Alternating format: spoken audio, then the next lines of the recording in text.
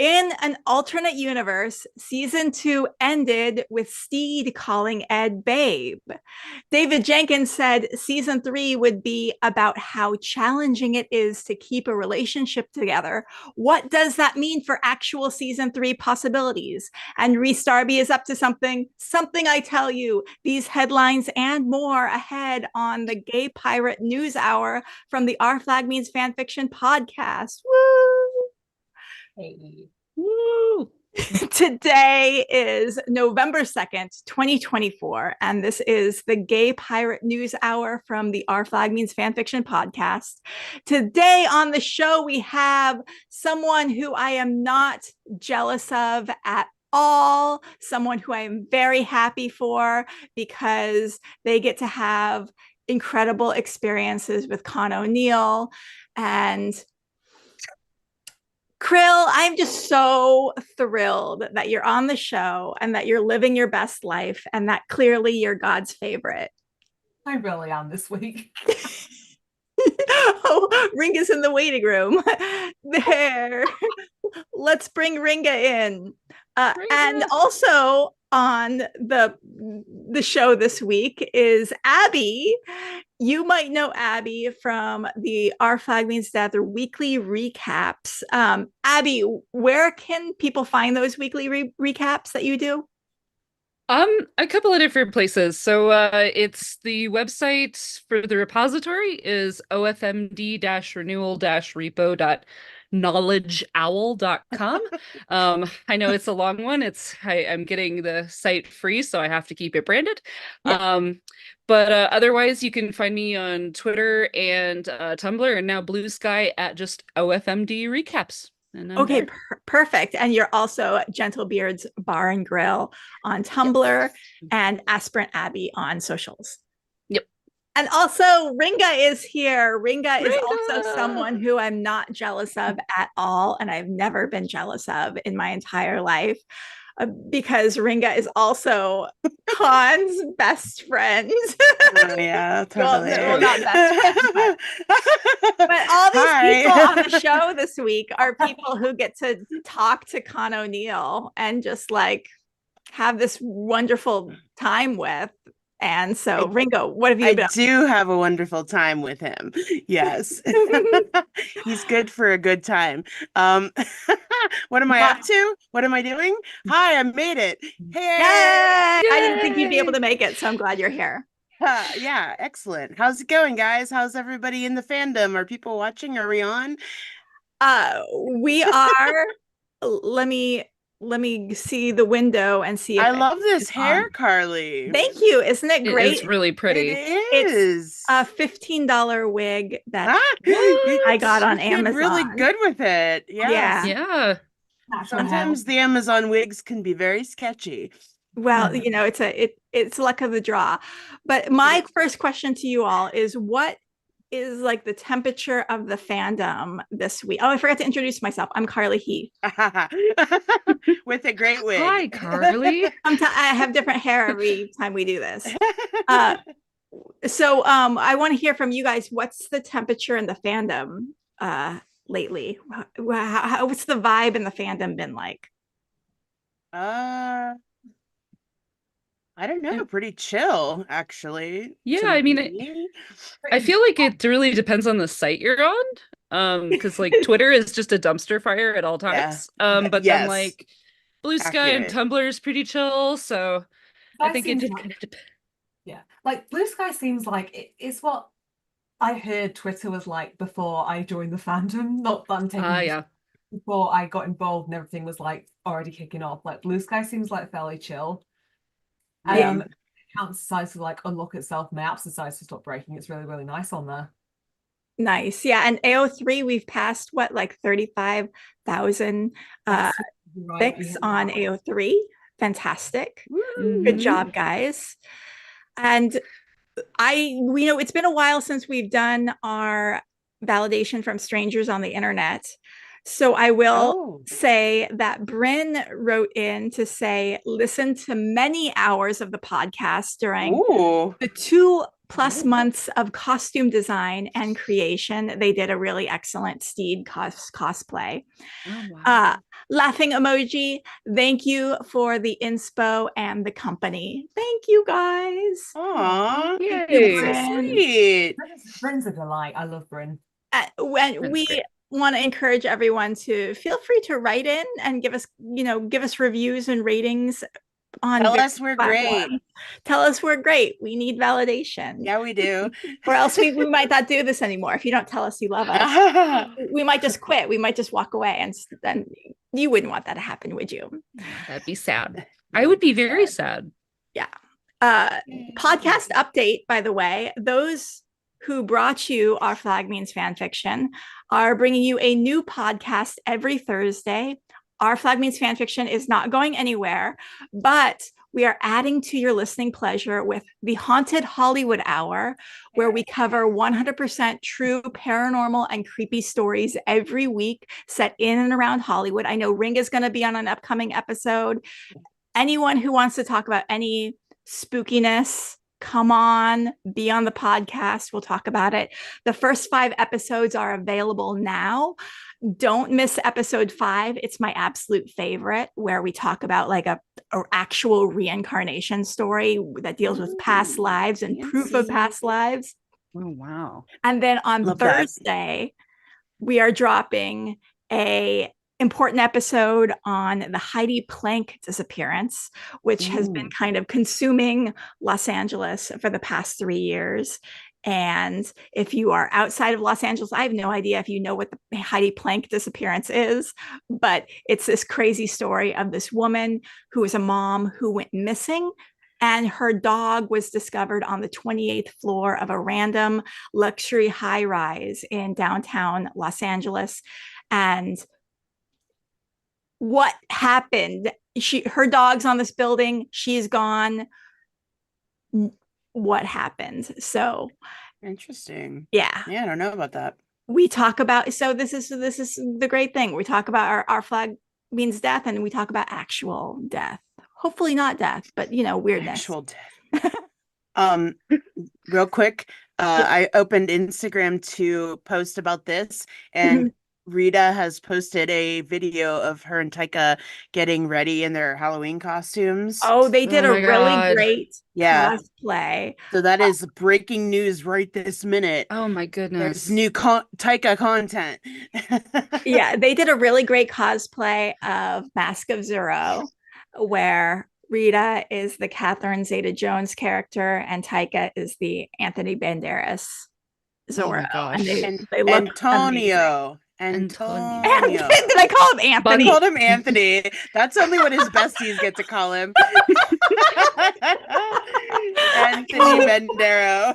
I love how sometimes my mouth says things that are not what my brain is saying. That's just how it goes. Oh my gosh. I have to say though, Anthony Bandero. It is not fair that they are allowed to cosplay those people, because that was like one of my bisexual awakenings when I was younger. And I'm just like, God damn it, Taika, you're hot enough. Stop. Come on, man. Well, Taika and Rita both are extremely beautiful people. Yes. Yeah. Ridiculously. And then they're cosplaying beautiful people. It's like, okay. Overstimulation. Whew. Yeah. So many. Okay, Dave, let's get into David Jenkins news. Today is the anniversary of It Was Always Woken Gay, Jim.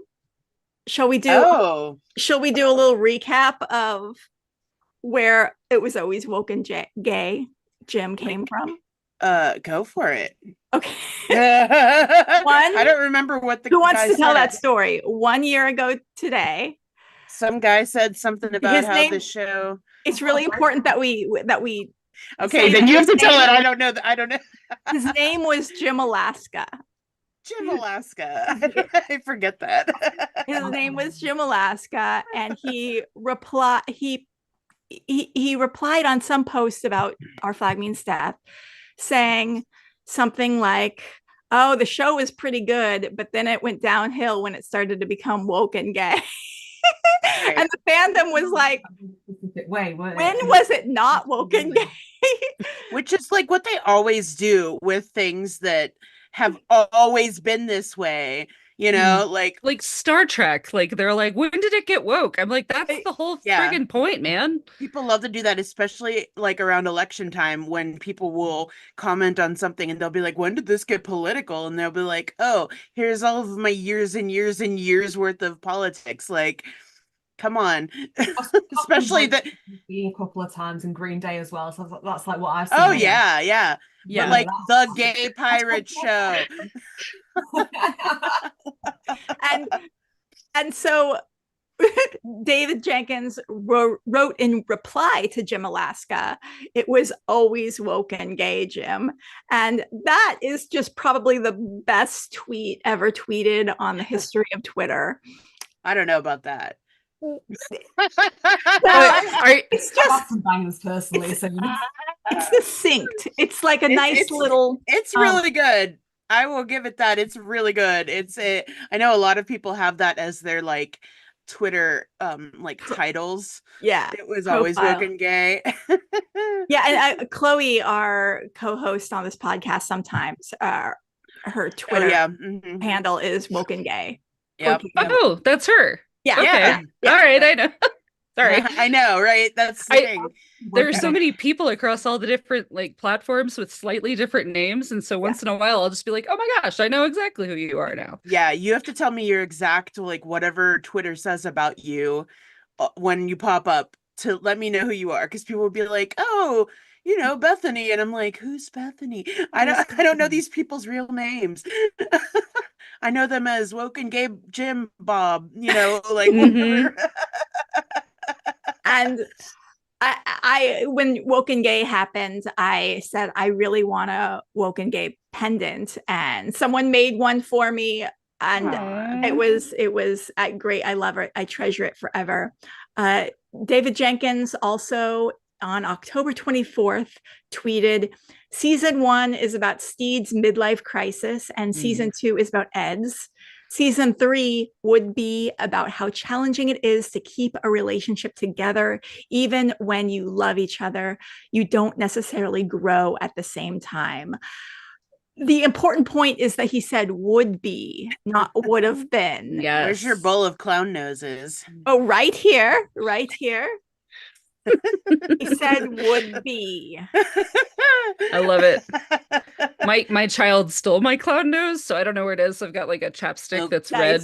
That's Carly has a lot of them. She's got enough for all of us. And I have a kazoo here if needed. It's an emergency kazoo. Should we need to go that direction? I had to go home and couldn't, so I'm not. Yeah. You've got enough red going on, Krill. So yeah, you do. Did the use of would be change anyone's opinions or on the trajectory of season 3 possibility happening in the universe at some time? I was fully convinced it was, because Sander posted on his not Sam.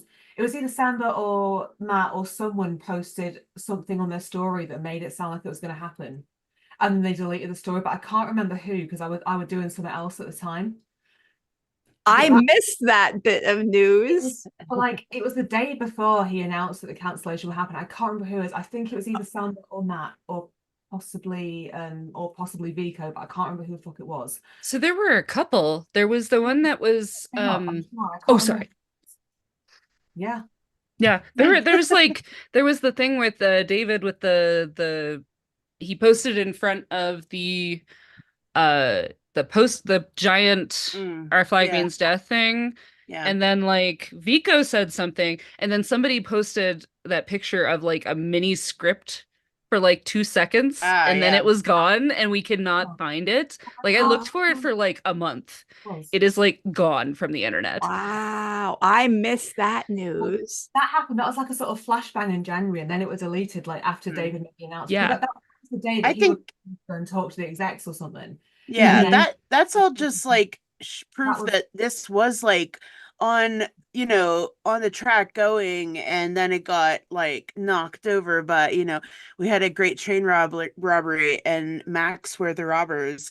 And I think that what he said just recently doesn't change anything for me, because I think that this whole time everybody wants to do a season 3, and everybody is on board to do a season 3. And if it ever gets, picked up or whatever, it's gonna happen. Mhm. But so I don't think that means anything new. I think it's just like an ongoing, if we can do it in any way possible, we will, so that's where the like possible, like, feeling comes from. But I don't think that in particular means anything new. Yeah. Cool. Yeah. Someone in the chat said, give the cat a clown nose, please. Oh my God. Yeah. Last time you gave the cat a clown nose and it entertained us all. There you go. Oh, I love it. This is the best. I am a cat content fiend. Last time that cat batted the clown nose around on the ground for like the last 10 minutes of the video. It was great. Gosh. He's definitely in sleepy mode right now. We'll see if he gets a little bit more excited as this goes on. Let's hear from the people in the chat. Mr. Button says, Abby. Mr. Buttons, hi. Mr. Buttons also says, hi, all. I hope you have had a great Halloween. I will say at my work, I did not realize goes all out on Halloween. We have like a 9-story building, and every single floor got decorated to the nines. And one floor did What We Do in the Shadows theme. And it was so good. They all dressed up as characters from What We Do in the Shadows. They were all like perfect. Amazing. And they had, so on our walls, we have a lot of huge murals of classic movies and classic movie actors. And they put like little fangs on all of those murals. Oh, I love that. I love that. Amazing. And they did a really, really good job. Yeah. So did you guys all have a happy Halloween? Yeah, I hosted a party at the bar, and actually the winners of the costume contest were a Laszlo and Nadja couple. Oh, yeah. They looked very good, and I didn't take any fucking pictures because I was in host mode and running around and going crazy, and it was like an insane amount of people. Like, I don't know if I've ever seen that many people in the bar, so had a very good time, but it was packed. And M. Baldo says, hi. Oh, by the way, that's Marty. Oh, hi, Marty. Marty says, hi, all. And Dole Mount says, yo. And Mora Laurel Lurus says, said, give the cat another clown nose, please. Marty was dressed as the gay Mothman pride flag at our party, actually. Yes. Nice. And Krill, do they celebrate Halloween in your country? In your country, your ambiguous country.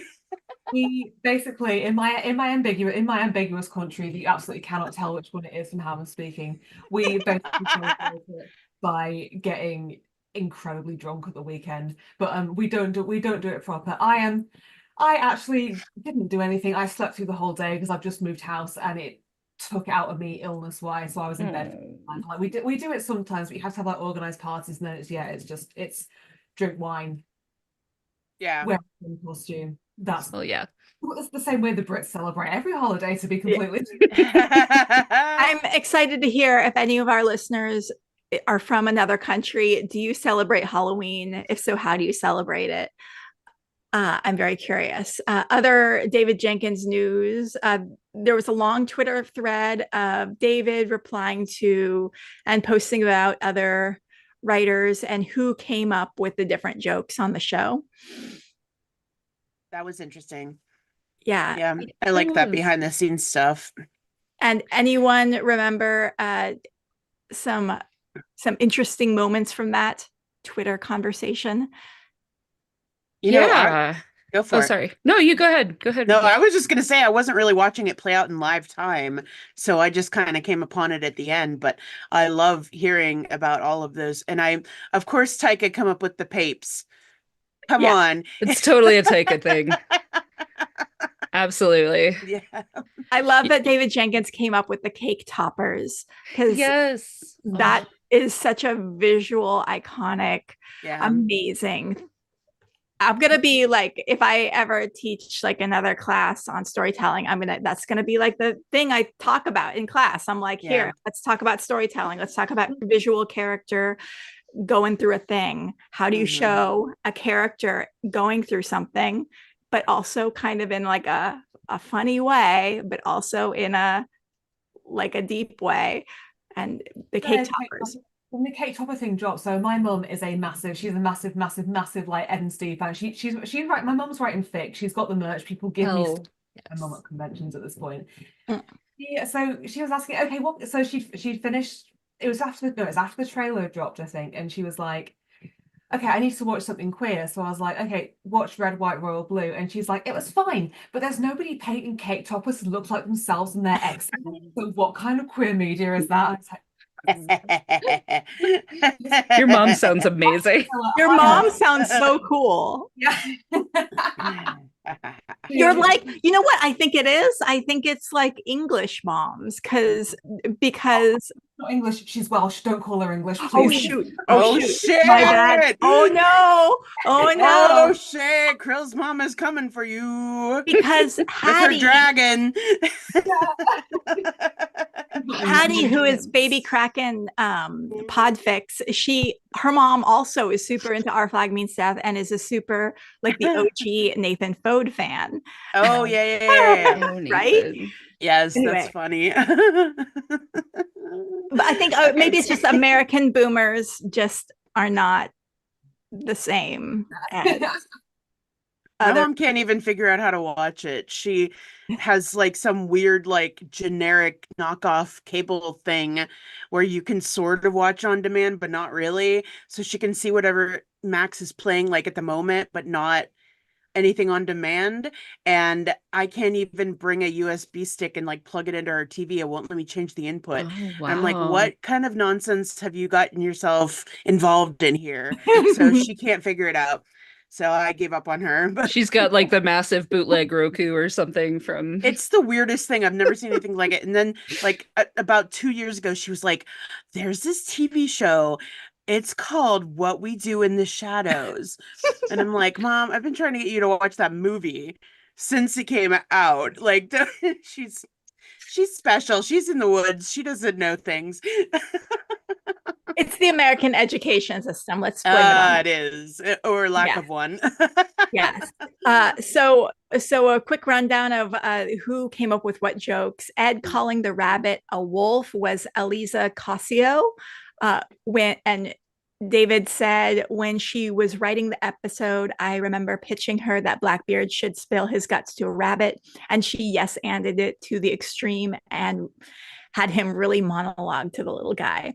Alex Sherman's favorite season 2 line was, I saw her boobs, both of them. That's so good. Summer Teeth and Weagle way back was possibly Yvonne. And that moves us to Con O'Neill news. And I'm going to hand things over to Krill, who I'm not jealous of at all, and who I'm happy for, who I'm extremely happy for. Krill, tell us how you were assaulted even by Con O'Neill. Physically, Twitter's gonna take that and run with it. I'm gonna get us in the neck for the next week now. So I just want to clarify. So when when the film premiere was announced, when the mem was announced, I was in California. I was actually going through security at LAX when the tickets were announced. And the friend who I'm staying with currently, I was going to text her and be like, Katie, we need to go. She was already, and then I opened WhatsApp and she was like, I booked us tickets, 4 front row tickets. It's this little playhouse called Anik. So you might have to skip karaoke, because I was meant to be hosting karaoke at MCM in place of Andy. Andy had passed me on to do it. I've been to Anik before as a kid, so I knew that it was in Cumbria, which means fuck all to the most of you, but that's it's the northernmost county on the east side of the UK. So we're basically Scotland. I was meant to be in London, and so I send her a text that says, babe, do you know where Anik is? And she's like, no. So I just sent her the Google Maps picture, and she's like, oh shit. Oh. Yeah, I figure out how to pass karaoke on, and from what I've heard, Colin did an absolutely fantastic job of sort of last minute taking over my sort of scattered organising while I was doing this. But yeah, so we went to Alnwick, and there's no way I can there's no way I can tell the story without telling you how bad the traffic on this one specific motorway is. Like, That's so English of you. like, so so my friend, so Katie and I, we have to leave at a certain time. Katie's the friend who drove me, because we're both getting our nails done beforehand. We can't go and see Colin Neal with shit nails. Like, we're not doing that. We're not doing that.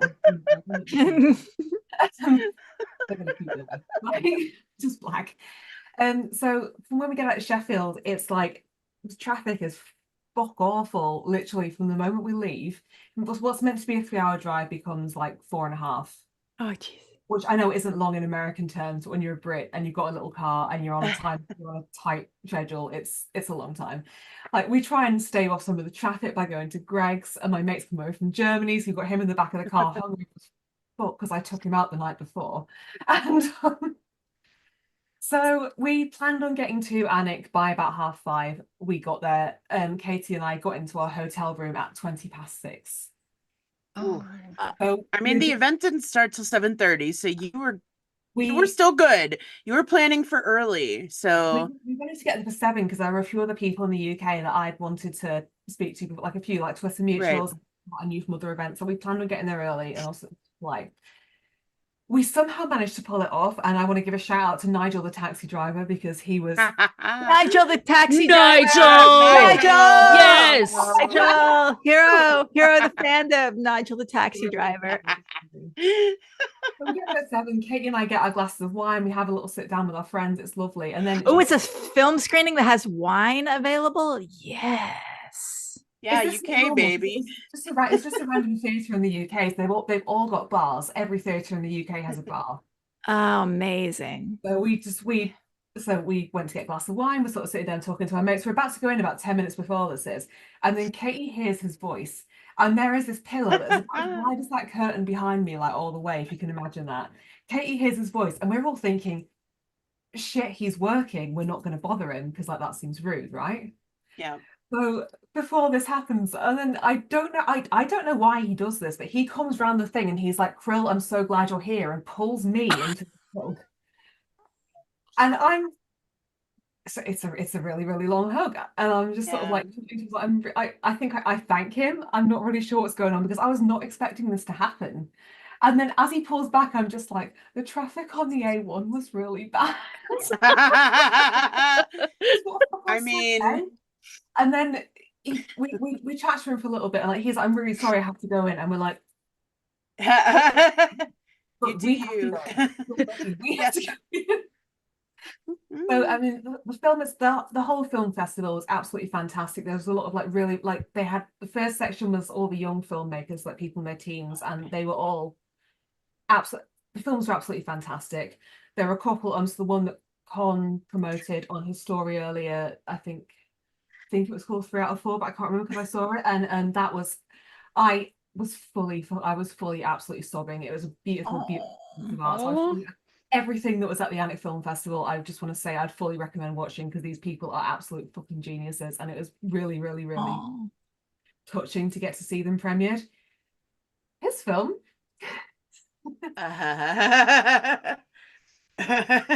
Yeah. I don't want to give spoilers, but it was, I think, harrowing is the best way to describe it. Okay. Absolutely beautiful. It was a really, really, really good film. But if you're going into it expecting to see a really like touching queer love story about people, no.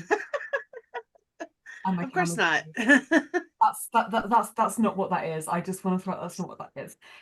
So it's not a touching queer love story. It's like a angst filled, like a distressing seems mean, but it's angst filled. It is queer. It is queer. It is angst filled. Everyone I know that went to see it has called it dark. Yeah. Dark. So is it like a torture your gaze sort of? No, it's not. No, okay. I really, really, really hope it does get like a wider release because it is really, it's really, really beautiful and it's touching. But oh, Yeah. at the end of it, my friend leaned over to me because obviously this was on the 25th and the finale aired on the 26th, and she just leaned over to me and said, "He's in deep shit." Deep shit because he made you feel things that you weren't prepared to feel. Yeah.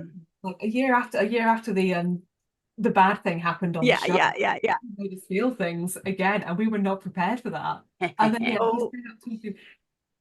so we did the whole Q&A, and the Q&A was really, really interesting. My friend, like Katie and I were ripping each other throughout the whole thing because we couldn't, and we didn't say anything because we talked to him before, and we were hopefully going to talk to him after, so we weren't trying to take up other people's time. It wasn't because we didn't, it wasn't because we couldn't think of how to use words. We were absolutely ready about them. It was fantastic. And then after we waited downstairs for him, didn't come up, then we went upstairs, and he literally gave us a look that was just like, "Where the fuck have you guys been?" Because we weren't waiting on the right floor. It's like, sorry. And then we chatted with them. Until the theatre closed. And so awesome. This ended up being about 15 minutes, a 15-minute chat. 15-20 inside, and then wow. A few people stayed to speak to him outside, and I knew he was kind of saying that he had to get back, and he was like trying to find his mate. So at that point, my friend and I were like, okay, we're going to go to the pub over the road. So we went and did that. But yeah, he stayed with us. He stayed with us for ages, and then he walked into the fucking pub after, and we had to do the most awkward, like, sort of white people, I'm so sorry, wave. He came to collect something, we think, but like we saw him and he saw us, and we're like, we're so sorry, this wasn't planned. He followed you. Stalking you. He followed you into the pub. He could see where we were going because we waved him off. We went over the road and we were talking about it. So like, no, that was not on us. But yeah, it was, the whole day was absolutely wild. What did you guys talk about? Do you remember what you talked about? We talked about a lot. So I am now the reason that Con knows when when the bad thing happened. Because you saw him on the anniversary of the bad thing. Yeah, because I was going down to London the day after because I was meant to be at MCM. I was meant to be running the karaoke, and last Saturday, 26th, was the anniversary of the bad thing. So my friends and I had all planned a wake for Izzy. We had funeral pamphlets. I had a framed picture in my suitcase. So Kate made a joke, and I added onto it, and he looked so like genuinely concerned that the theatre hadn't trigger warning somewhat proper. So I very quickly jumped in. I was like, no, it's because this is when this happened, thinking he knew, and he obviously no, he doesn't know anything. Amazing. So funny. In his hands for a decent amount of time. We were like, no, it's fine, we're not upset with you. Oh my god. Oh. So I'm glad you told him you weren't upset with him, because he was very nervous about premiering this and said that whether it goes to other places will depend on how it's received there. So it was received well. I want to say it was received like by those of us who were there. I'm really glad I'm here now to like sort of like big the whole thing up as well, because it was a fucking beautiful piece of art. Yeah. I'm really glad we got to go. Yeah. I loved it. I understood what was going on, and I'm pretty fucking stupid, to be honest. Like, I'm not a film person. I understood it. If I get it, I think other people will too. No, he was very pleased with the audience reaction and everything. So good. I'm very glad that it all went well for him, and that it went well for you guys too. We had a few comments in the chat that I wanted to mention. Baldo says, I am 65, massive OFMD fan. I cosplay as Stede and Mothman Pride flag. You guys, we failed our boomer aged American, our flag fans, by saying there weren't any. There are. Oh no, yeah. I don't think we meant it that way. Because there's definitely a lot of I don't want to say older because I don't feel like you guys are Yeah, older than me, older Yeah. than me fans. There's a ton of you guys in the fandom, and you're awesome.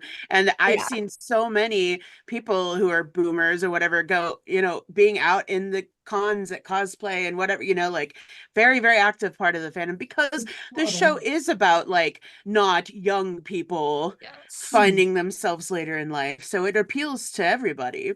Yeah. Speaking of which, shout out to Pirate Nana, just because I love her everywhere that I see her. So yeah. Aww. And Mr. Button says, what AO3 tags would you give the movie, Krill? And the movie is called The Men, and it's written and directed by Con O'Neill. Yes, no. written by and starring in okay. Yeah, and then the other guy, Chris, I can't remember Chris's surname, which I hate. Deeds. Yeah. And the other actor is Paul, again, comes, but again, lovely bloke. We chatted to him after as well. What would I give this? I was like living vicariously through Krill and a couple other people that were there. Irene fucking Adler flew over to go to this premiere. Oh wow. So she's been everywhere this year. Oh my God. And she's going to Airport Con and she's going to Columbus. She's like and Con was, for them as well. It's just like hello there again. But I am giving what AO3 tags would I give this? I would give Hurt No Comfort. Ooh, I would give Con. I would give Age Gap. I would give Major Character Death. Ooh, age gap. Love a good age gap. Yeah.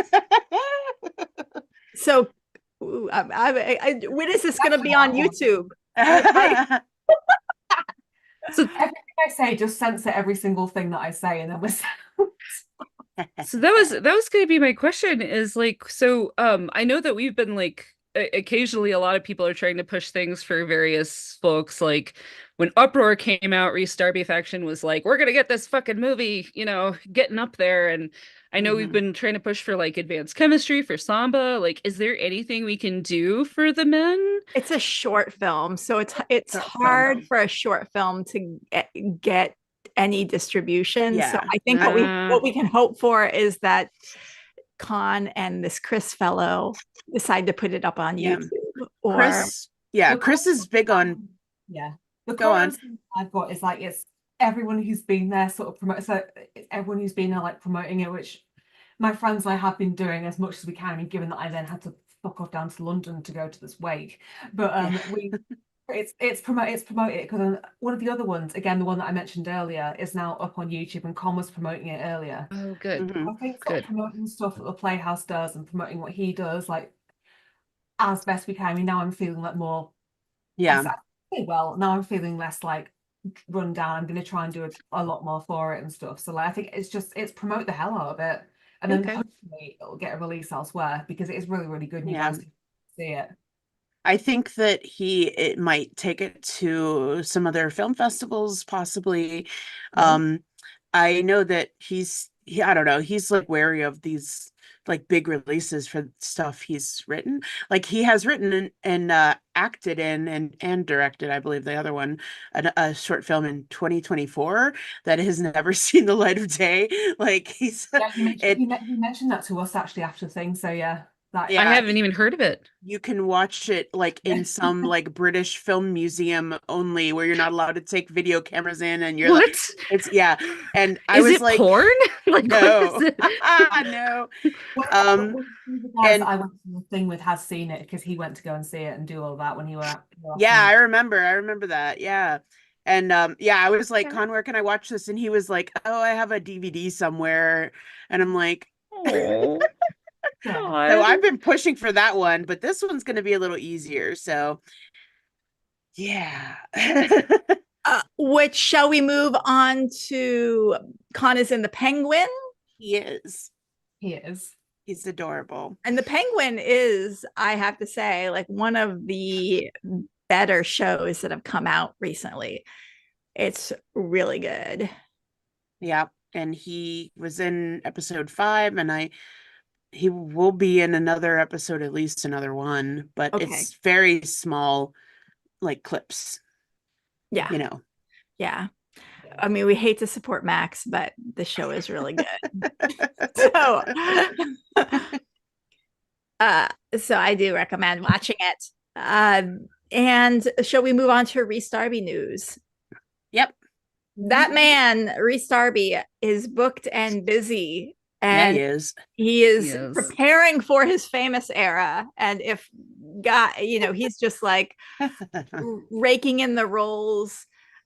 Next year is going to be like a Rhys Darby in all the shit year 2025. So excited. What was that? My mom is so excited. She's such a Rhys Darby girl. Oh my gosh, your Rhys-y mom girly and me need to be best friends and Same. Rhys girlies together. Yes. So he's doing comedy shows in Indianapolis. Is that Indiana? Yeah.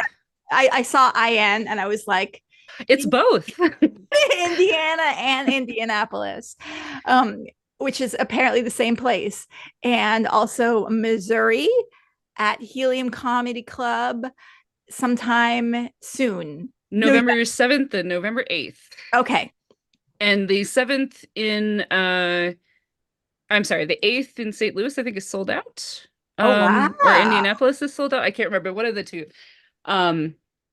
Yeah, St. Louis is the one that sold out. Indianapolis, you can still get regular tickets, but I guess somebody bought the like big come in for a private room event. So we've got some Rhys girlies in there somewhere.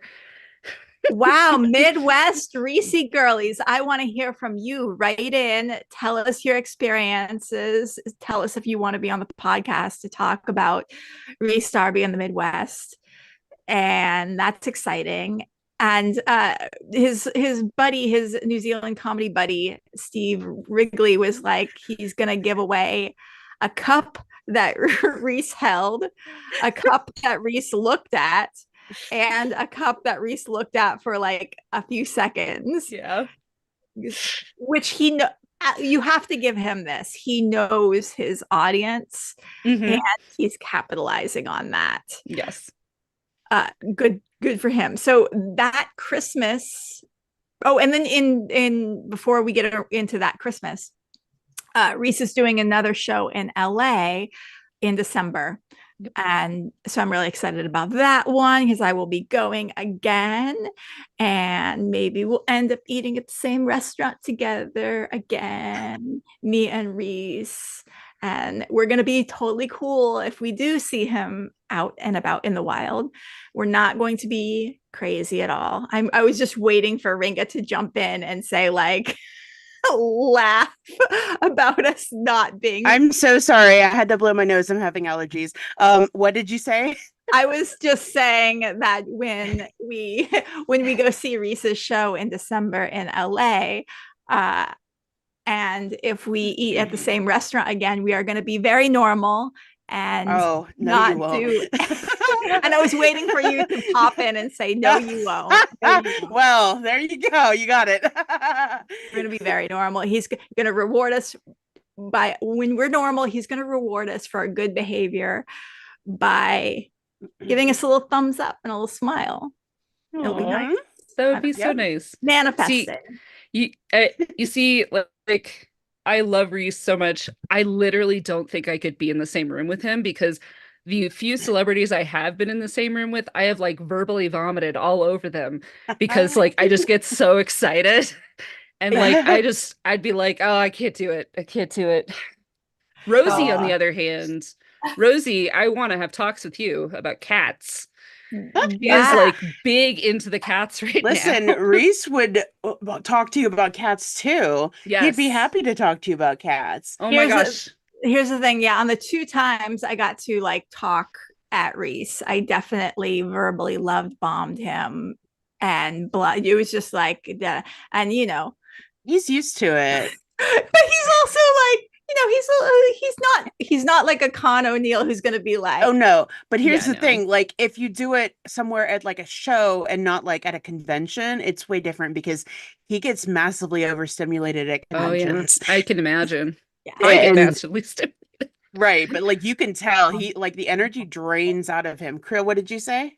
Oh, just Rhys went for drinks with some of my mates after the Manchester show. I couldn't stick around, but that was a whole thing that happened. So yeah, it's completely Yeah. He likes the attention and stuff, but like he is also I want to say neurodivergent in some way that makes him shut down when there's too much going on. Yeah. I relate. Just our office party Christmas, I was like, I was feeling that.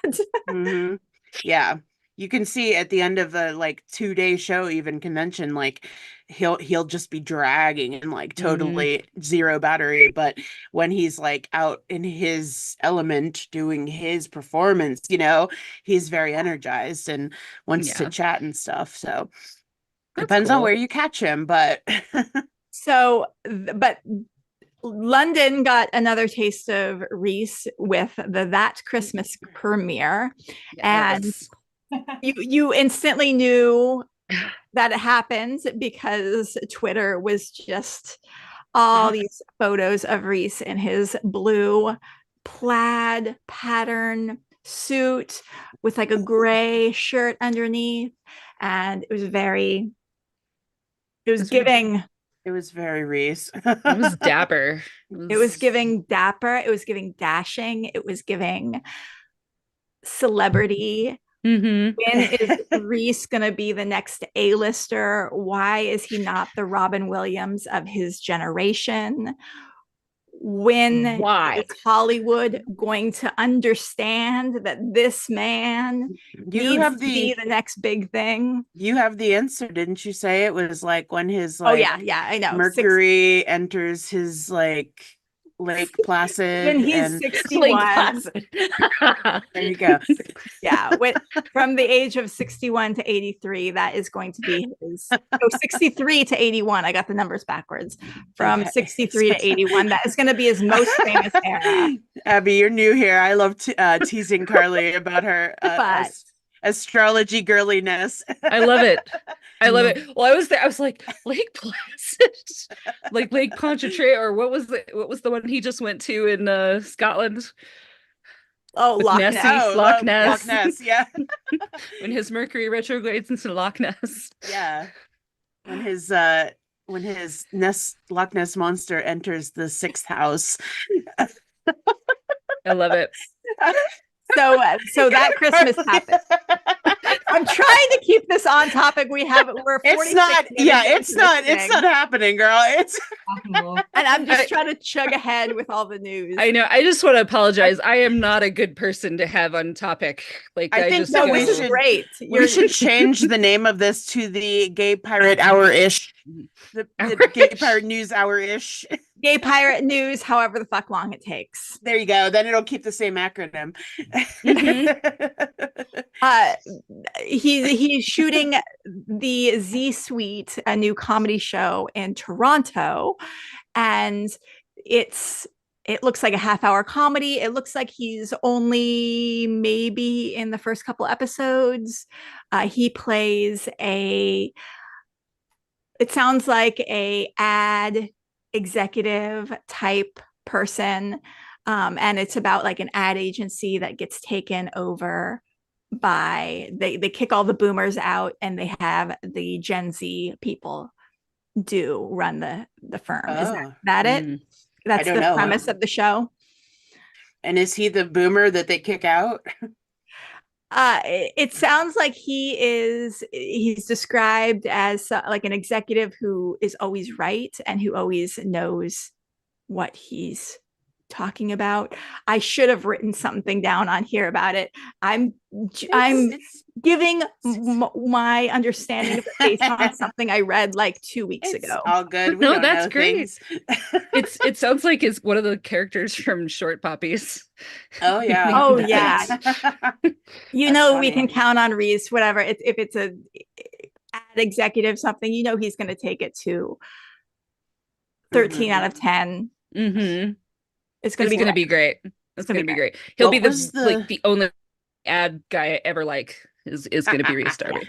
Yes. What was his one character just got a plush toy What was that from? Oh, you know? Monsters at Work. Oh yeah. He was real excited. I think that happened in the past month. Yeah, Where that it was like the first ever thing he's voiced or done or whatever that has a toy, and I know he was so excited about that because he's like a big geek like all of us. So he was like, yay, playing with it. And then we can all buy it and we can all put him on our pillow while we sleep. I have a Con O'Neill pillow that I sleep with. Oh, And it's not weird because he knows about it and approves. nice. Love Hurts trailer also dropped. And this is a movie with Ki Hui Kwan, and it comes out February 7th, and it looks fantastic. Rhys is in it, but he was not in the trailer. So that means his character is going to be like some sort of surprise that is going to be just off the charts. It's gonna be great. Gonna be great. Yep. The Daily Doodles on Substack and the 25th anniversary show stuff on Substack. Wonderful. Good time. If you aren't on Rhys Darby's Substack, what are you doing? Look at yourself. Look at your life. Look at your choices.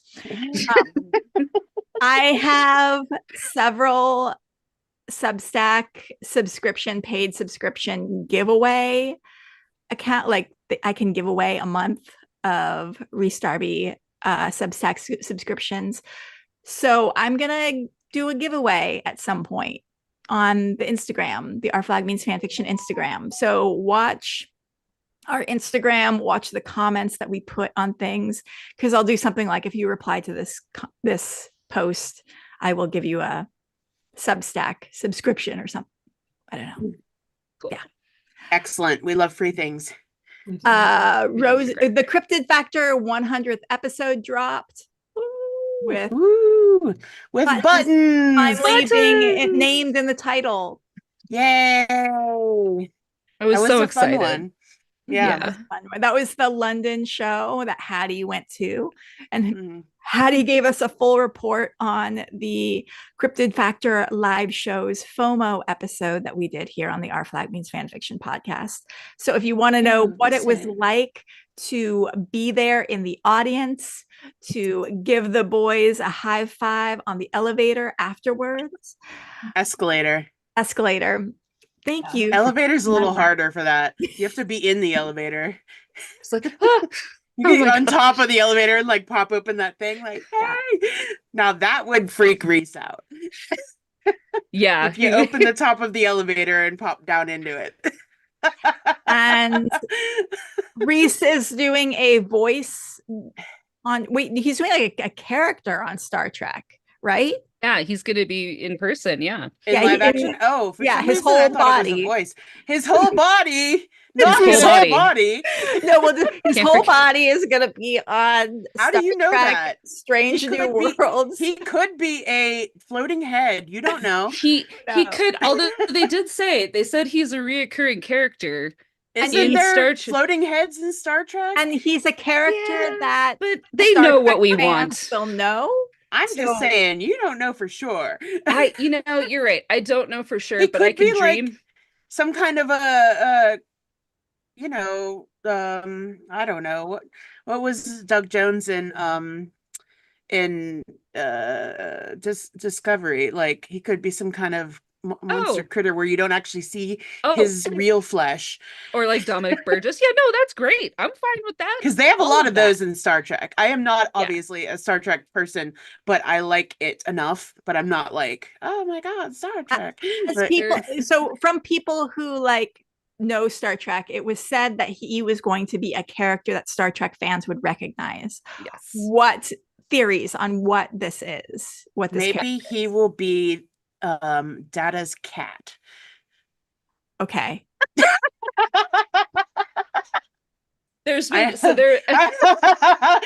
Carly goes, okay. I'm looking in the chat for any comments. There's Dax. They've questioned whether or not he's going to be a previous version of Dax. And for those of us who don't know what that is, I'm sorry, Dax. Yeah. Dax is a character that I think it's Krill, that they're Krill, and what it is that they're kind of like the fun. Every time they die, they become a new person because they like have this thing in the back of their head that like they take over the host of another person and then they become that person. So they have all the experiences of these previous people of various different things. And Dax is one of the characters from Deep Space Nine. Okay. And so there was a lot of speculation that maybe he was a previous version. It's too bad Tessa's not on this one because she is hardcore into Deep Space Nine. And this particular iteration of Star Trek is called Strange New Worlds. Is that right? Mm-hmm.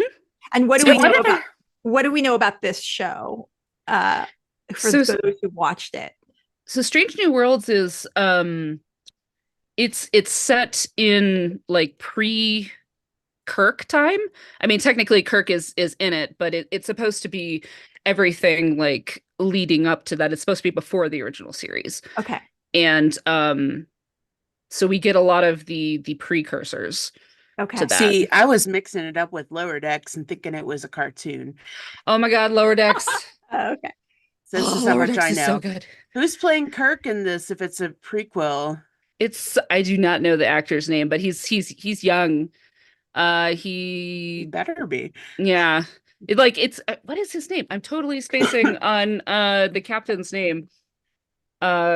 Strange New Worlds. Don't worry, I'm not looking this up online or anything now live. Yeah, you totally can. And feel free to respond to what people are saying in the chat. Oh yeah. Yeah. Oh, Captain Pike, that was it. The first season of Discovery because of Jason Isaacs, and that was great. So I highly recommend the first season of Star Trek Discovery for Jason Isaacs. And everyone else in it was really good too. But I mean, just Jason Isaacs, who was in Khan's first short film. Nice. Jason Isaacs is great. Circle. I love him.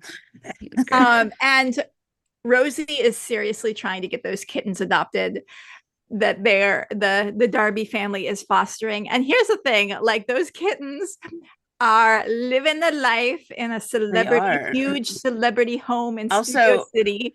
Nobody agreed to take them, right? Theo just brought them in and was like, guess what? Well, and I guess they're destroying things right now. I guess they've the dog has they've teamed up with the dog. The dog and the dog and Bumbles are opening doors, and then I guess the recent one was that Bumbles' paw was opening a metal can of food. Yeah. They let the kittens out of their room, the dog and the other cat, and now Gizmo's off somewhere asleep. Gizmo is not participating in this nonsense. Gizmo has better things to do. But Gizmo's too fat for that. Yeah, the other two, they're letting the kittens loose in the house, breaking into the food, so Rosie's please come take these kittens. But those kittens are now used to a certain lifestyle.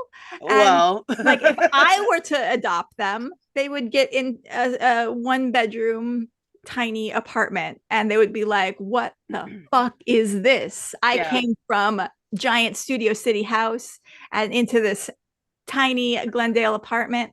They're we were told there would be a Rhys Darby to nap on.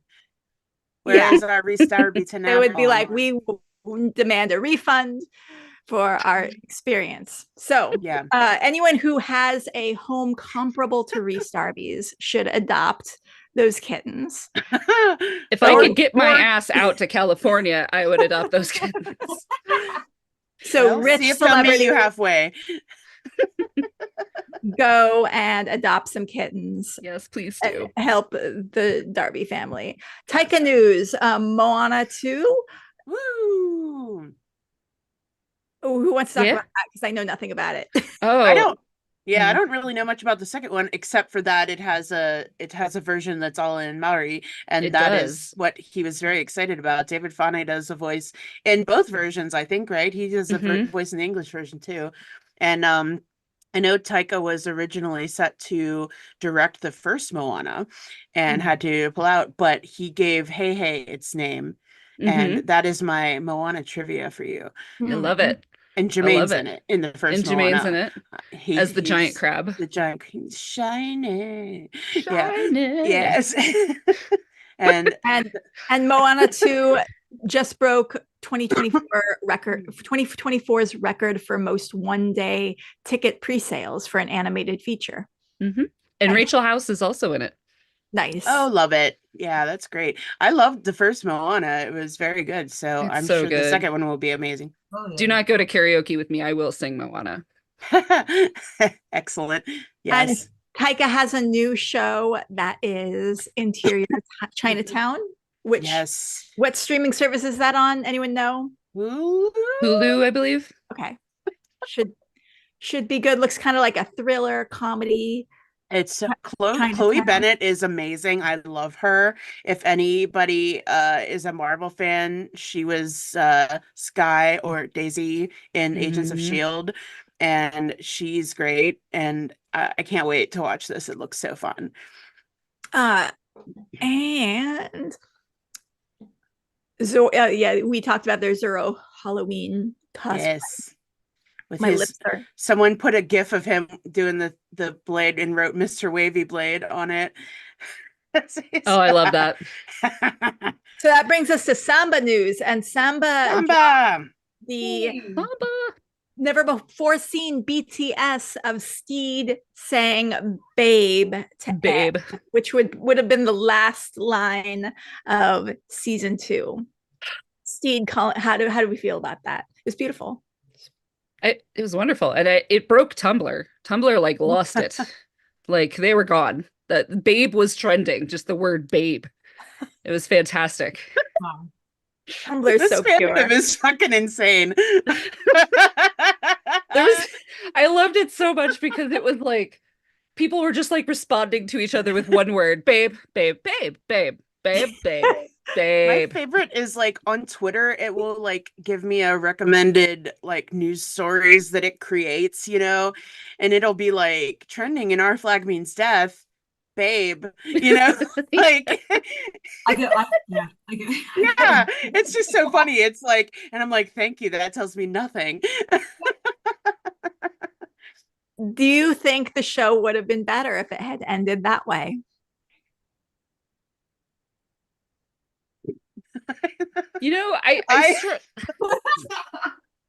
Me and Krill are exempt from this question. Oh, because you have other issues. I can't remember the last 15 minutes of the episode. I've never rewatched it, so I'm like... I just remember that moment when Izzy's hand comes out of the grave. Yeah, that was a good fade to black. Yeah, that was good. Yeah. We don't answer this. I thought it was good. I thought it was a good little Stede moment. I thought he's our main character. Let's end with him. Lots of character things are happening. We just with that line, babe. I loved it. It was great. It was great. Why it the final cut? I have to say that like I love that Samba keeps doing these things where he is like torturing but not quite torturing the fandom with like things that we didn't know happened, like the Zaddy thing months and months ago, and now it's babe. I just like that was my favorite, the Zaddy thing, because absolutely insane, and Rhys barely could handle that as a person. He's like, so mad. Okay. Mr. Buttons posted in the chat that Babe is not BTS. It was a deleted edit. Oh, and I'm sorry. Basically BTS at this point because we didn't get to see it in the show, but agreed. Yeah. Yeah, I think my favorite face in any BTS was Ruibo Kwan's. I never say her name right? Ruibo Kwan. Is that right? Yes. Yes, maybe. I apologize, Rubo, my pirate queen. I'm so sorry. Is her face when like oh my god, Zaddy, and she's just like everyone's face. they're all like holding it together just barely, and then Rhys is like, whatever that means. Like, Anyway. yeah. Anyway, that's the best. It was like, I'm not even gonna. He's usually so down to like riff off of Taika, and that was like the one he was like, no, we're not. We're no. Yeah. That was a nice BTS. It was a nice deleted We're not scene. going I'm here. kind of glad Zaddy didn't make it into the final edit, though. Yeah. I would have been okay with Babe. Zaddy, it would have been a bit much, I think. Samba is doing Death by Cheese on December 9th with Woo. Momentous. Samba is also doing in the new Jurassic Park cartoon on Netflix, and doing Black Ops 6 voice acting and Monster High voice acting. If you haven't watched Samba's latest promo video for his Death by Cheese class, you must, as soon as this is over, this YouTube that you're watching right now, or podcast you're listening to, finish this first, and then go to Samba's social media and watch it, because it is delightful and features a certain Con O'Neill talking about cheese, which is like my two favorite things in the world. So just 100% also, so yeah. It's so good. So good. Yeah, Con O'Neill makes a nice little cameo in that. And Christian Narn is doing his book thing and DJing thing. And he was at a certain con recently with being interviewed by Nathan. That was MCM, wasn't it? Yeah, yeah. It was. I didn't make it. I ended up not going to MCM at all because I was traveling down from Anik, but I was in the vicinity of London, and a lot of my friends went and they enjoyed it. So yeah, it was great. Awesome. And I just, speaking of the wolf, every time Christian does a live and he's talking about things and he brings out a bunny because he loves bunnies, and everyone in the comments goes nuts saying wolf. That's a wolf. And he has every time has no idea what we're talking about. And it's my favorite thing. I love him so much. He's like, this is not a wolf. This is a rabbit. Like, I have a feeling just has never watched the show. No, but it's like happened several times now. And I'm like, do you not remember this from last time? It's adorable. I love him. For my last Calypso's birthday party, which we'll talk about later, we have a demon baby doll in the bar, and I dressed her. She has a bunny costume, and there was a scavenger hunt for the show, and one of the questions was, what season 2 character is Violet dressed as? And she was in the bunny costume, and people kept, like, one person wrote a rabbit. I don't know why I expected people to write the rabbit. People wrote the wolf, and people wrote Stede Bunnet, and those are my favorite things. I just love the fandom. Like, you keep on. Nathan News. Nathan went to Italy, and I also saw that there were podcast downloads from Italy. So that's nice that Nathan was listening to our show. Carly, you're my favorite. I should have put on a little clown nose while I was saying that. You should have. But, it's also really nice. Taika and Rita were in Japan, doing a Rita concert there. And they were listening? Yeah, it was nice. We got some podcast downloads from Japan while they were there. It's cool that they're a fan of the show and very supportive of our podcast. I love how this entire cast is like into listening to this show. Hi, guys. Welcome. Hi, guys. Hi, Taika. Yeah. Hi, Nathan. Did you get downloads from Anik last weekend? I'll have to check. No, don't. Con O'Neill does not know what a podcast is. Vico News. Vico is voice acting and telling other people how to voice act, right? And looking so cute. Looking so cute. And always like traveling and looking hot and eating things and drinking things. So Vico is zaddy. Vico is the encompassment of the word zaddy, because Vico looks amazing 100% of the time. Yeah. That is very true. And who can tell us about Drag Your King? I don't know anyone that went. I was gonna say I didn't go, but you can watch it on YouTube now.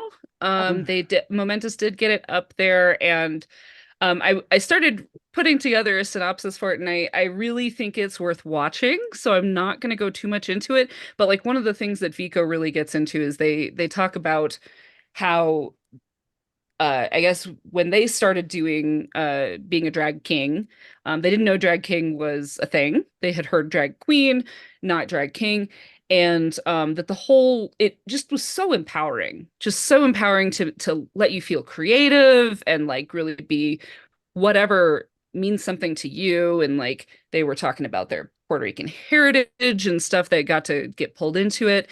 And I guess the entire point of the workshop was very specifically to help you, the viewer, kind of like creatively find what it is that, you can bring out with yourself. And so I highly recommend watching it. It's pretty great.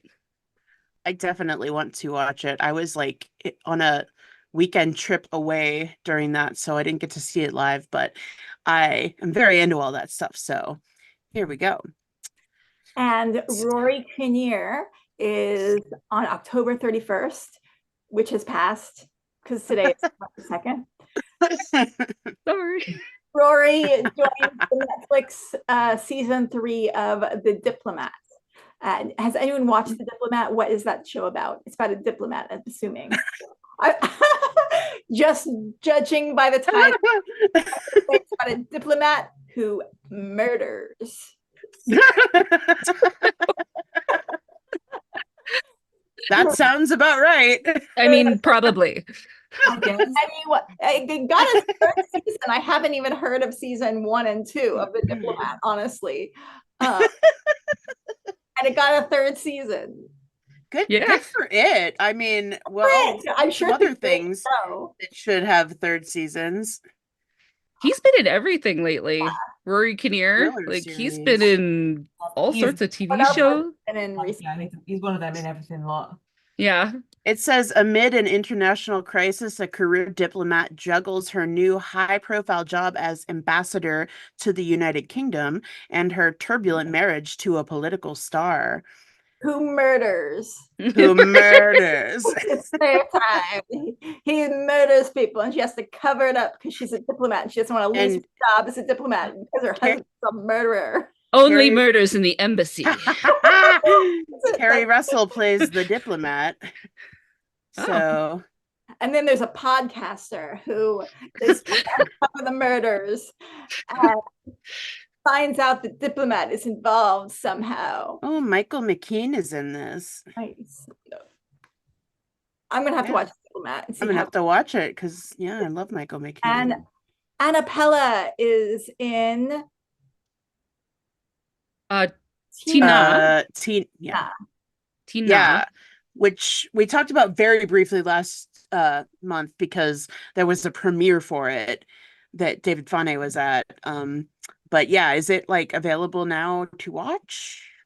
It's not quite available certainly not here in America where I'm at. Well, why would it be? Yeah, in I guess in Aotearoa it's gonna be available. I thought it was January, but I'll double check. Oh wow, that's far from now. Yeah, I'm sorry, February 27th. I think what you were mentioning, Ringo, was the Hawaii International Film Festival. They had it earlier this yeah. So it's going to be actually doing a national release, so not just a small release in Aotearoa in February 27th. Nice. Okay. Now let's get into fandom news. You guys wrote a lot here, and we'll try to go through it really fast. Everybody loves us. They want to hear our voices. So yeah. Right. Who put in all the fandom news here? I did. Ringa, go through it. No, I don't have it up. I put it in the chat. Okay. I only have the end part up that says that I have it. The last thing I have separate, but then all that stuff I don't have. So let's see. So the very first one I think I added was the Tiny Crew Big Raffle. So in case y'all aren't already aware, you can win some of Auntie's boats from this awesome group that's been working on getting those raffled off. Those boats originated from the auction that was in New Zealand. Auctioning off Yeah. Yes. And Yes. Lindsay Cantrell made them. Where do Yes. people go to participate in this raffle? So you can go to lots of different places. Their Instagram, I believe, is just Tiny Crew Big Boats. Let me just double check that real quick here. Oh, it's ofmd.buys.boats. Okay. And I'm pretty sure that's the same name on like all the platforms. Yeah, Facebook, it's OFMD Buys Boats. Yeah. Yeah. And they're fantastic. And like you said, Ringa, those were made by Lindsay, and she did confirm that those are in fact authentic.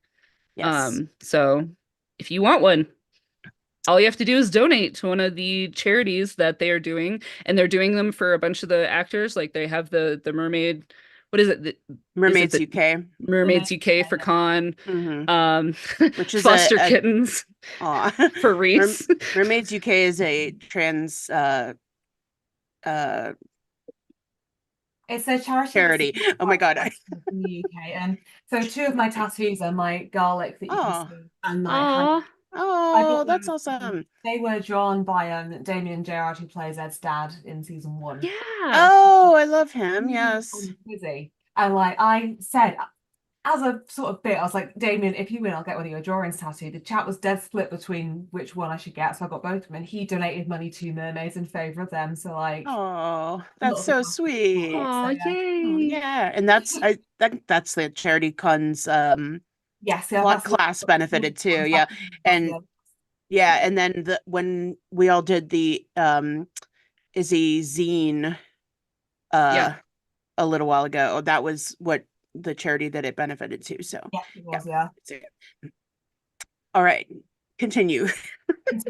The Izzy Hands Lives is raffling off zines signed by Con. Donate to one of their charities to enter, and that is Izzy Hands Lives on Twitter. Then the Auxiliary Wardrobe zine is now on sale. It's all about Stede and his love of fashion. All proceeds benefit Care for Gaza. Stede Bonnet Zine on Instagram for the link to go there. So everyone follow Stede Bonnet Zine on Instagram. For our unicorn project to benefit Limb Power is still going through March 2025 for our new unicorn on Twitter. Go there for the link. And One More Song, Our Flag Means Death, a drag and variety show, is accepting applications through November 8th. And the show is December 6th, Friday at, and the show is December 6th at Galaxy Con Campus. And that's at One More Song OFMD on Twitter for the link. And are you in it, Krill? I'm applying for it. I've got to get my audition piece. Woohoo! Excellent. Going to be the other half of my act. Lives in California, and they've just gotten back today, so we need to like put something together. But I am going to audition for it, and probably going to do it. Excellent! Yay! So come to it. Yeah. And Nico usually goes to those. Yes. Ringa Sun's Calypso's birthday is November 9th, 1 week from today. Ringa, do you want to say something about that? Yes, I do. If you're anywhere near Pittsburgh, you should come to this. It's next Saturday. And we have had, in the past, we've had a goat show up. We've had lots of OFMD themed cocktails and mocktails. We have had surprise video cameo appearances by Con O'Neill. We have had I decorate the whole bar to look like Jackie's, and then I do, like last time I had Mary's art gallery in the one hallway, and I had out on the back patio I have the whole Calypso's thing with the lanterns and the flags and all that. I really go all out. Everyone comes to, in the neighborhood who just likes gay parties and pirates and fun things. So I don't have, I don't know, there's like a small amount of people that come to this that are like massively into OFMD like I am, but those people are very excited about it because I do all kinds of super geeky things for it and make some very specific references and things. Marty, if you're still in the chat, Marty's been to all of them and dresses up, and it's a super good time. Lots of costumes, lots of sea shanties. We watch the show and we, you know, have fun and games and prizes and torture. And it's a lot of fun. There's no cover. You have to be 21 or over. And that is November 9th. So come on by Harold's Haunt. Excellent. I will hype that on Instagram as well. And Yes. what fics are you all reading? Wait. Or what? Now we get to the part where I have the thing for. Oh, I see. I understand now. It's all coming together. Do your Do you thing. see? Yeah, yeah. So those things that you read were like goings on, and now I have fandom events that are happening. Here we go. All right, ready, everybody? Here we go.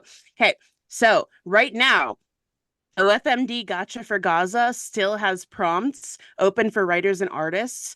This is the event where people made donations to Gaza charities in exchange for getting an art or fic for their prompt, and they still have prompts available to be filled by volunteers. So it's at OFMD Action on Twitter.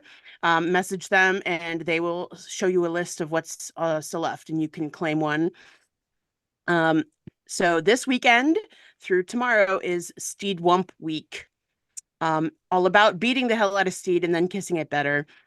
That's going on right now. It is at Bottom Stede Week or hashtag Stede Wump Week on Twitter. And there are several bingo cards that you can play along with to get your things or just read what's going on with it.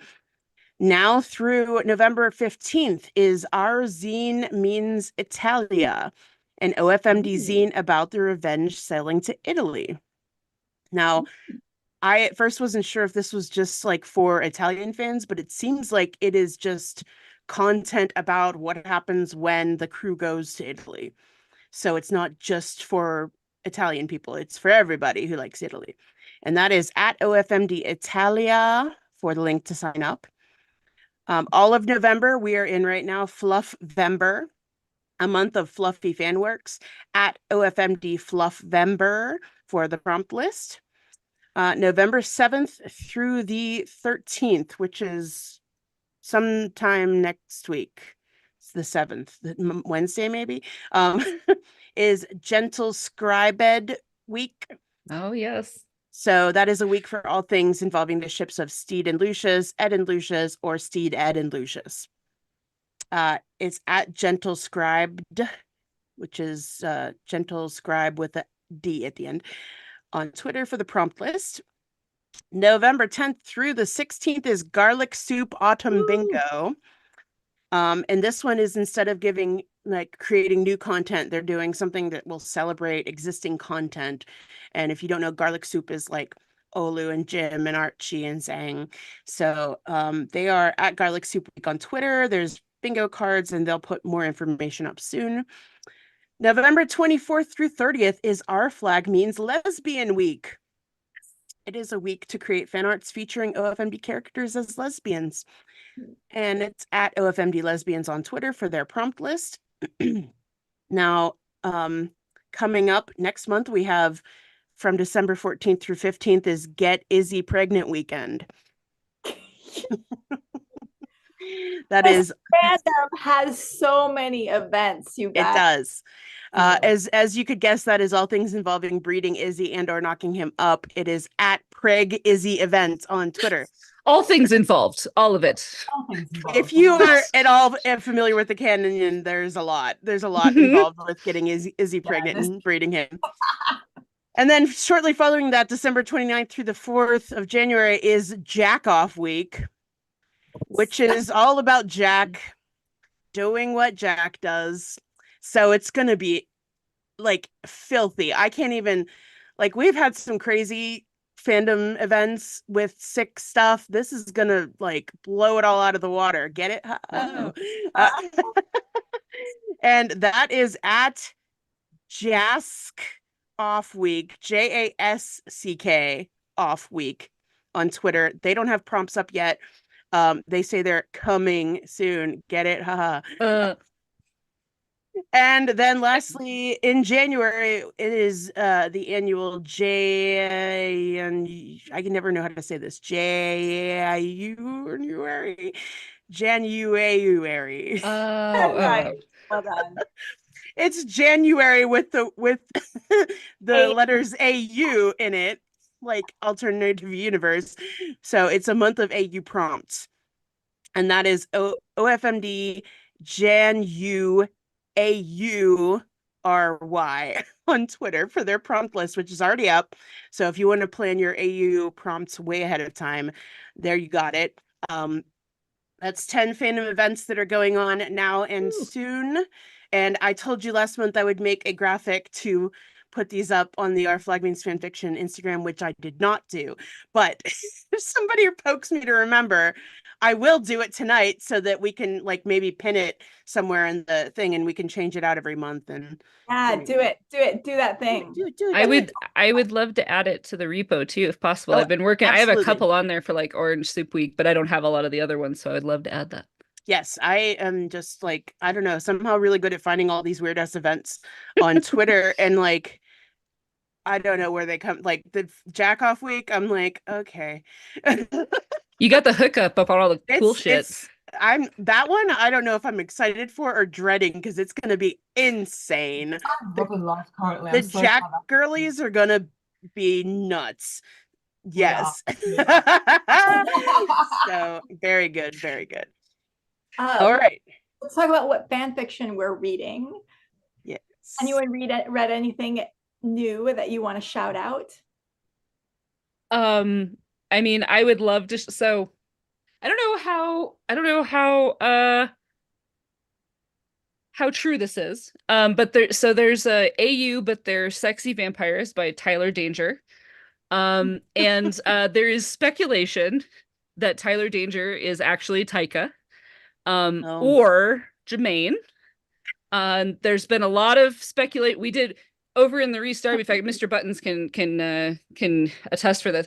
We did like handwriting analysis and shit between all of Taika's pictures, and then like the Tyler Danger Tumblr. I learned it's a Tumblr. It's not an AO3. Oh no, it's an AO3. He's on AO3 and Tumblr. Danger, all one word. All one word. Tyler Danger. And so the speculation is that it is Taika. And he just put out like 2 days ago AU, but they're sexy vampires, and it's all about Stede as a sparkly, sexy vampire and Ed as a furry werewolf. So yeah, that's what I'm reading right now. So it's like a Our Flag, What We Do in the Shadows crossover almost. Sort of, yes. Yeah. The Tyler Danger style is very goofy, and that's part of why we think it's him. But yeah, I don't know how true that is. So don't quote me. Well, you know, Taika doesn't write a script. He just like makes shit up on the spot. He does, and that's exactly what this is. Okay, cool. Or Jermaine like misspell things intentionally. Like sexy is spelled SEXI. Vampires is spelled AMPERES.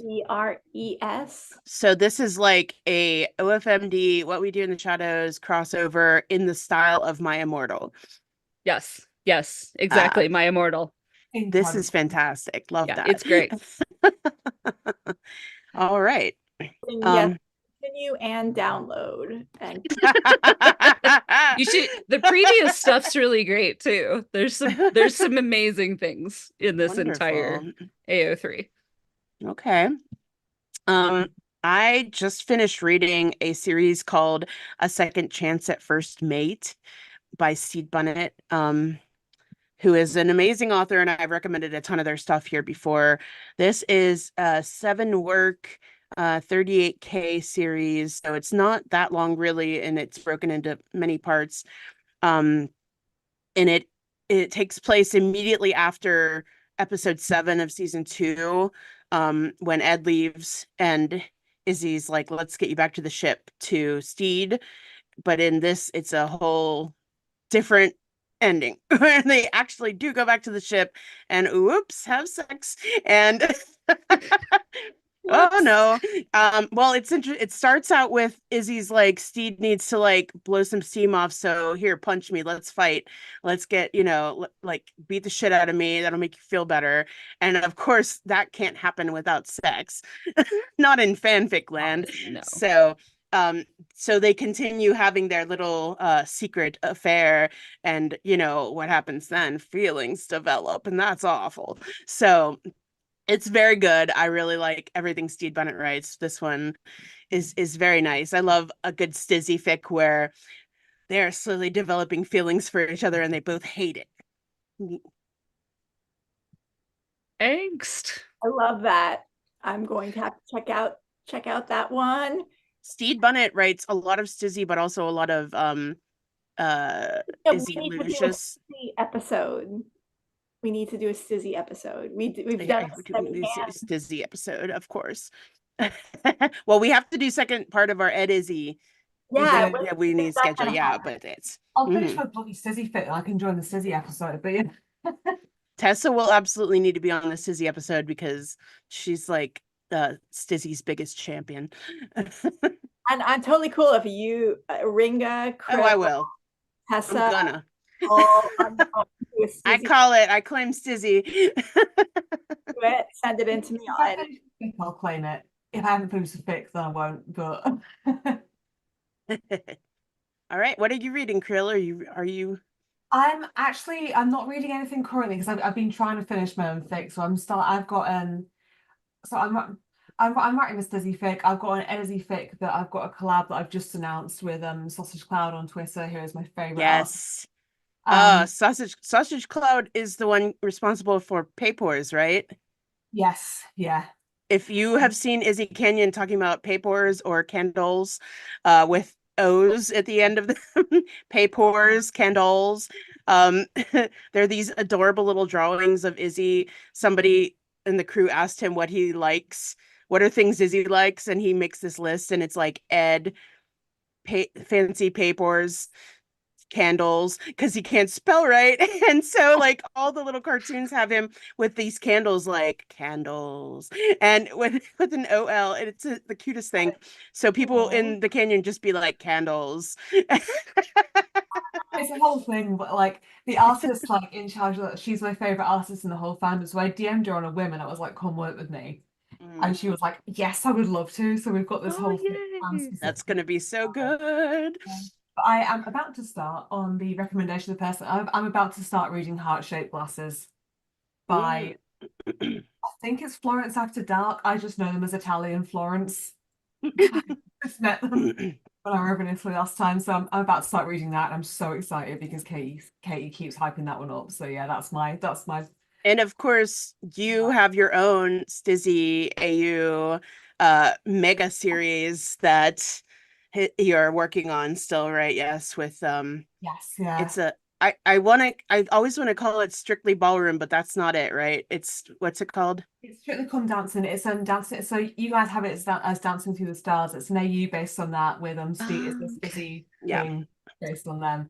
So Stede's the celebrity dancer, and Izzy's the celebrity that sort of goes on it just because he wants to make a bit of cash. And it's all about his failing marriage and him meeting Stede. Yes. Strictly Ballroom is like a movie or something, right? I got that from somewhere, right? I definitely heard of that as well, so it must be somewhere. Yeah. The movie, it's the Baz Luhrmann movie from the 90s. Oh, right. Oh, him. Yeah, it's probably super gay then. It's just visually stunning and engaging and characters, and it's so great. Gay, yeah. If you are not of the Baz Luhrmann canon of filmmaking, definitely get on Baz Luhrmann because he does the thing. Get on Baz Luhrmann too. He's Australian too. Yes. Ooh. Fantastic. Yes. Okay. And you, Carly, what are you reading? Well, I recently reread a couple times Serve Who We Serve because I asked the author if I could do a podfic of it. And so as soon as I have a spare moment, I'm going to do a podfic of that one. Soon. What is Serve As We Serve? What's the pairing? Which is, I forget who the author's name is. Oh gosh, but it's all about Izzy taking care of Stede after they've both been captured by the British, and Stede is injured and Izzy's taking care of him. That is like in one of my open tabs that I haven't read yet. That's like, it's like in my like top 10 read next, so maybe I'll read it next so that I can in your 975 tabs. I don't do that. I have them all in my marked for later, or I make collections of tabs in my browser, so they're not all open at once, because that's smart. my browser has crashed several times and deleted like hundreds of fics open. So I now make collections so that doesn't happen, because I was devastated. Like, Yeah, you'd think like somebody I no. knew died. I was like, this can't be No, I get it. happening. I get So, it. Okay, yeah. amusedly be spectacled is the author of Ah, yeah. Rhys. Excellent, And excellent. and can I just read a comment I got on my Many Flags, So Much Death, which has been out for Please months. do. Yeah. But this commenter just wrote yesterday, wow, just binge this and really feel like this story was my tea. It really made me feel Aww. her way with words is incredible. I wish I could write like this. It was truly Oh, and the love and the whimsy and the understanding is just mind-blowing. This was definitely what I needed. The message was definitely there and well crafted. I just wanted to say how much this story means to me. It's perfect. I normally don't enjoy fics like this, but it was something damn. else. I feel cured, inspired, and motivated. I'm gonna help my mental health. I'm gonna go help my mental health. Sorry for rambling. To sum up, I'm just grateful for this fic. It's helped me and it's so good and well written. Thank you. Lots of love and magic. And that fic it's been over a year, I think, since I've put that fic up and last updated it. So fanfic authors, you never know, like years later, if someone's going to come across your fic and it just Yeah. does it for them. Yeah. I get comments still on things from like the Avengers fandom from like 2013, that people are just discovering. Because like that's how, anybody gets into things that were kind of before their time, or they just now got into a fandom and they go back through the tags. And that's such an amazing comment. It And is. I'm the worst at commenting on people's AO3s. I'm so bad at it. I will kudos all day and bookmark and etc. But I'm so bad with remembering to leave like actual reviews on them. But authors love it. Even if you just say, hey, this was great, like it gives us life and it makes us want to write more. So please do, if you have anything to say about it, if you are like reading it and like, wow, I like that, write a note. And I am so bad with that. I'm gonna go back through like all my bookmarks and like make little notes on all of them, because of course one time I wrote like a like 7-paragraph thing on one of them, and the person never like wrote back to me, and I was like, it's okay, because like obviously they can't answer everything, and I that's fine. It's just like I was so in love with this fic, and I was just like, please recognize me. Oh. Yeah, I know that's a big thing too, though. I hear a lot of feedback from people on Twitter, especially where they're like, I didn't answer you, but I want you to know your comment meant everything to me. Right. So like, especially they with definitely people probably who heard you. have like very large, like I have talked to them since like on Tumblr messages and stuff, but they, especially with people who have like massive amounts of followers and write constantly and have giant, where they get comments all the time, they can't possibly answer all of them. And that's how this person was. They were like a BNF in the Stony fandom in Marvel, and it was just like a story that changed my life, and I like made them a whole like fan mix about it and stuff, and they were like, well, That's awesome. I'm gonna go listen to this as I work today, and I was like, that's it. Yay. So yeah, We got to wrap this up. This has been Gay Pirate News hour and a half. ish. Out, However long it takes. Gay Pirate News, however long it takes. Yeah. So if you enjoyed this, be sure to give us a subscribe. Be sure to give us a heart and leave a comment. Subscribe to us wherever you get your podcasts, on Apple Podcasts, Spotify, all the places. Follow us on Instagram at Our Flag Means Fanfiction, all one word. And tell your friends so this continue to grow. And then the more Yes, people please. know about it, the more it feels like Our Flag Means Death has a fandom that continues, and then Netflix will pick us up. Carly, before we go, does the cat still have the clown nose? The cat is sleeping. Is there? Oh, I was gonna say, is the clown nose underneath? Oh my God, he's like, wow. He's like a little bundt cake. We need to start this with you giving. Oh, Carly Abby was is like, now the I'm host. out. Abby is now the host. Welcome to Our Flag Means Fan Fiction. We're going all night now that Carly's man. not here. Let's go. Who wants to talk RPF? I'm just kidding. No, yeah! Let's write some like on the fly Rhys Darby RPF and send the link right to Rosie. There you go. Yeah, she'll love that. Yes, exactly. I'm kidding. No, we would never do that. Disclaimer, I'm not doing that. That is we love you, Rosie. I love it. Were you there for did you guys see the Cryptid Factor thing with Dan and Buttons and Helena when they were gonna post the 100th episode? No. What did I miss that? So they did an Instagram live, and the only reason why I bring this up is because Rosie showed up and she's like, don't you dare tell Rhys X, Y, and Z. And we were like, holy shit, you don't want to know what we don't want to tell Rhys. Oh, well, when you left, it made Abby the host, so we decided to write some on the fly RPF starring Rhys Darby. And are we still live or is this over? I don't know. I had to figure out like what happened. I was like, oh no, where'd it go? And it looks like it's live. So I'm at my friend's house, so I'm gonna you guys say write as much RPF as you want, but I need to go and be sociable downstairs. Oh, fair enough. I gotta go see my 5-year-old. And we do have to like do like an official sign off on this thing. So we sign off. Thanks, Krill. Thanks, Abby. Thanks, Ringa. You guys are the best.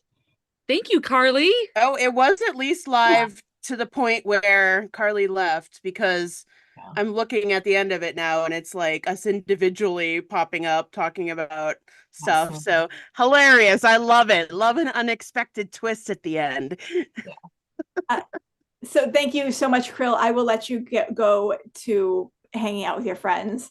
And Abby and Krill, please come back on a future episode of this thing that we do. Yes, and definitely follow Abby's Tumblr to see all of the news like almost in real time as it happens, because they're so on top of things. Even if they think they're not, they are. Even if you posted once a week, it'd be like amazing, but you post almost every day. Oh gosh.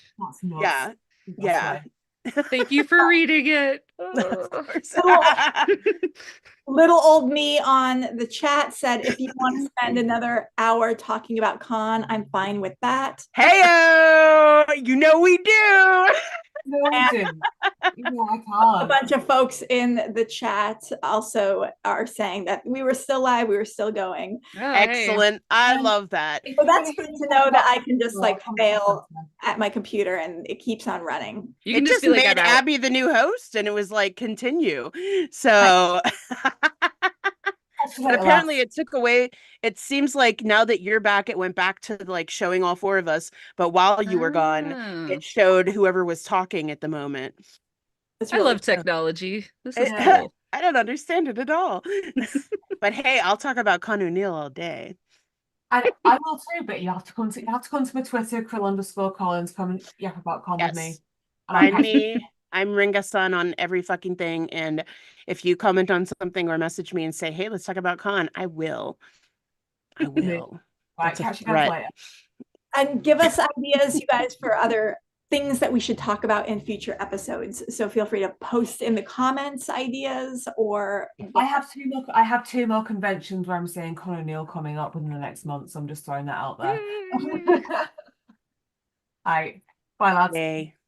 Bye. Bye. Bye. Thank you, Carly. Are we creating crime and times. You've added to the vibe. You fit in with the perfect more. Come on here anytime you want. Yay. Thank you so much for having us. Thank you for organizing this and doing your episodes that you do. Of course. I think that your cat's made your thing turn off because he was mad that you put something on him. I think that happened too. I believe it. Yeah.